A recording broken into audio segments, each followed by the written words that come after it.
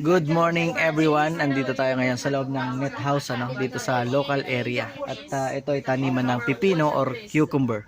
Itong nakikita nyo na to is 400 square meter lang yan. At sabi ni ma'am na may-ari, sila ay umaani dito sa isang season na nasa 4,000 kilogram. So ang gate price ng cucumber dito is 96 pesos. So 4,000 times 96 pesos is almost 400,000.